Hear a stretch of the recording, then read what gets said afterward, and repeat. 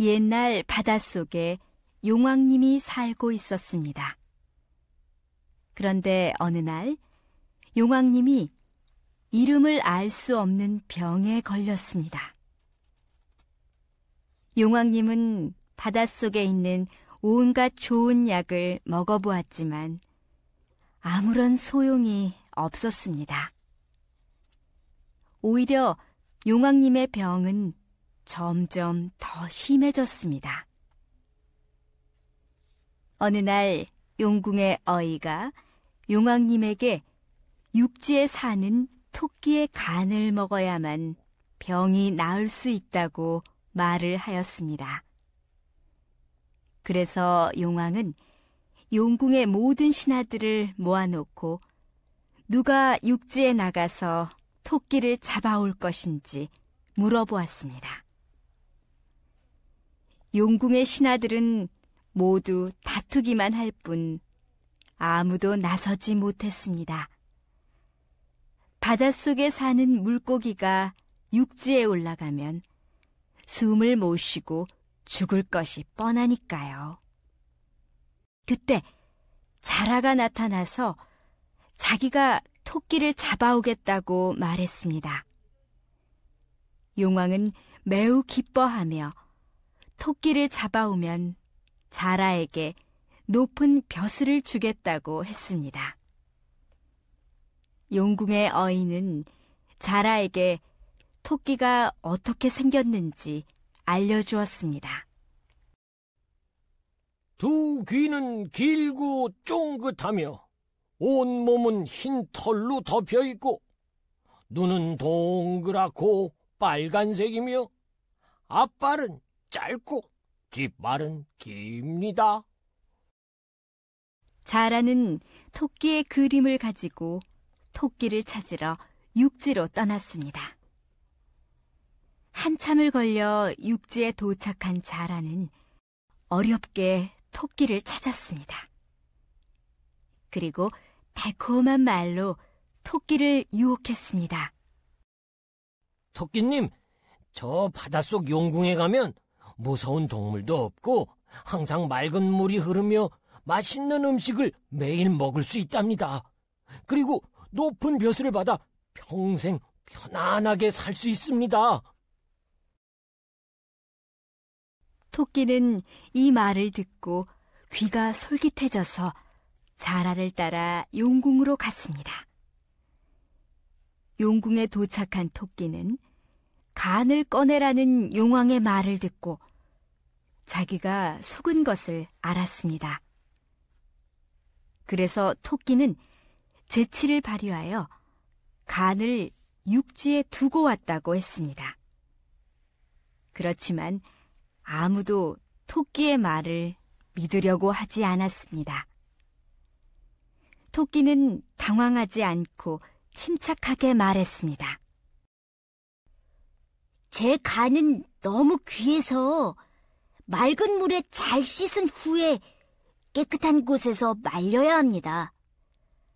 제가 요즘 너무 답답해서 오늘 아침에 간을 꺼내어 저만 아는 장소에서 말리고 있었습니다. 그런데 자라가 갑자기 나를 데려오는 바람에 간을 두고 가져오지 못했습니다. 만약에 제 말을 못 믿는다면 지금 제 배를 갈라보십시오. 만일 배를 갈라서 간이 없다면 저는 죽게 될 것이니 제 간은 영원히 찾지 못할 것입니다. 용궁의 신하들은 육지에 대해 잘 모를 뿐만 아니라 토끼의 간은 귀하기 때문에 그럴 수도 있다고 수군거렸습니다. 그래서 용왕은 자라에게 토끼를 데리고 다시 육지에 가서 간을 가지고 오라고 했습니다. 자라는 다시 토끼를 태우고 토끼의 간이 있는 육지로 향했습니다. 한참 걸려 육지에 도착했을 때 토끼는 얼른 자라의 등에서 내리며 말했습니다. 어리석은 자라야. 세상에 간을 꺼내어 놓고 사는 동물이 어디에 있느냐? 내가 나를 속인 것처럼 나도 너를 속인 것이니 나를 너무 원망하지 마라. 그러고는 숲속으로 뛰어가 버렸습니다.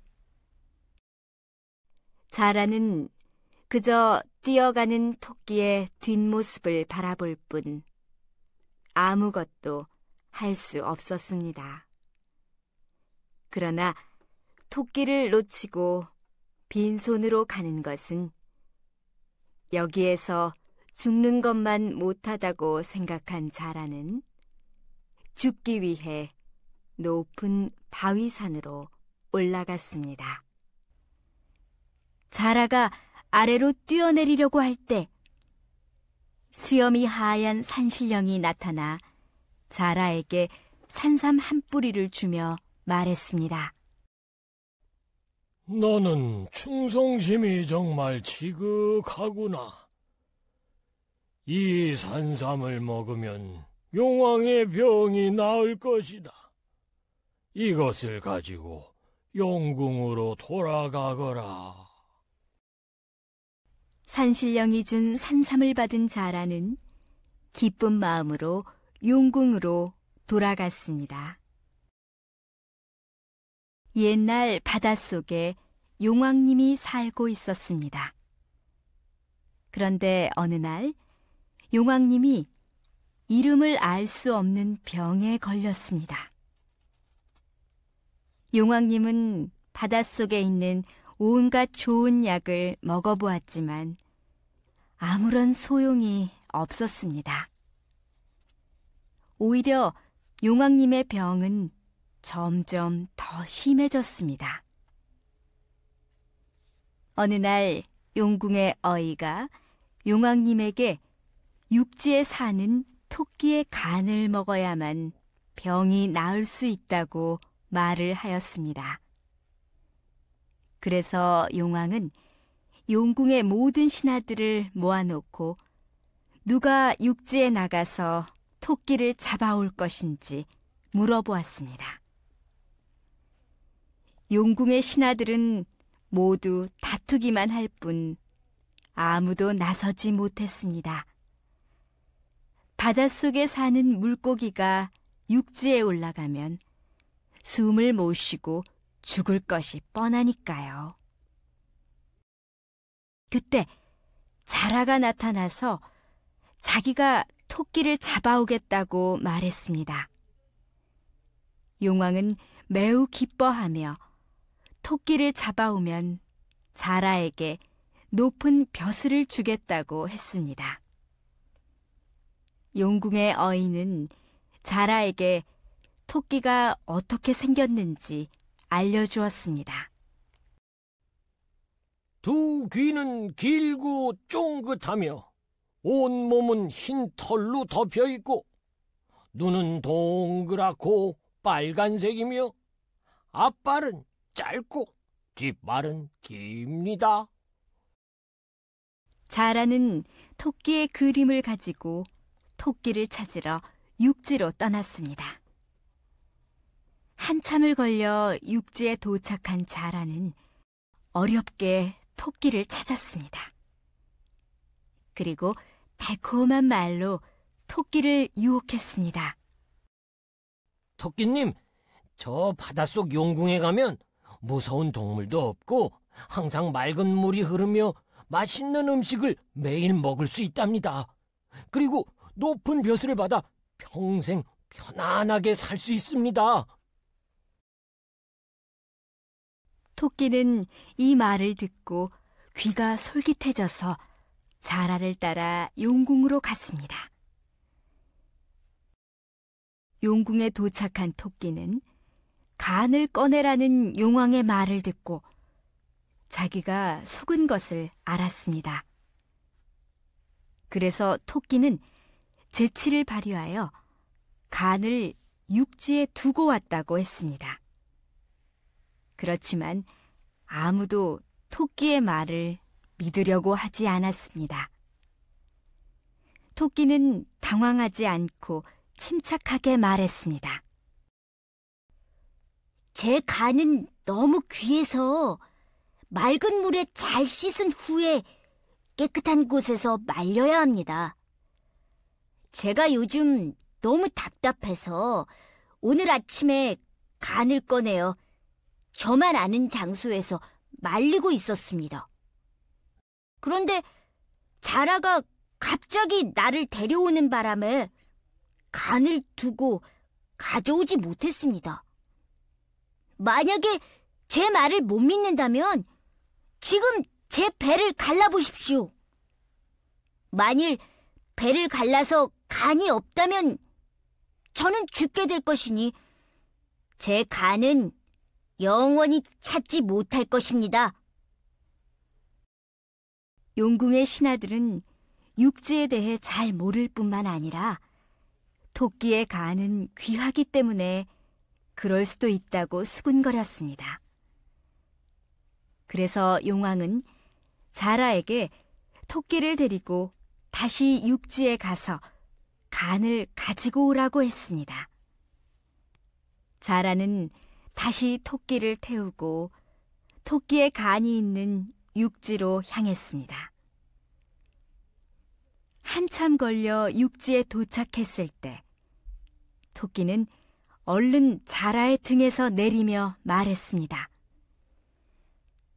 어리석은 자라야, 세상에 간을 꺼내어 놓고 사는 동물이 어디에 있느냐? 내가 나를 속인 것처럼 나도 너를 속인 것이니 나를 너무 원망하지 마라.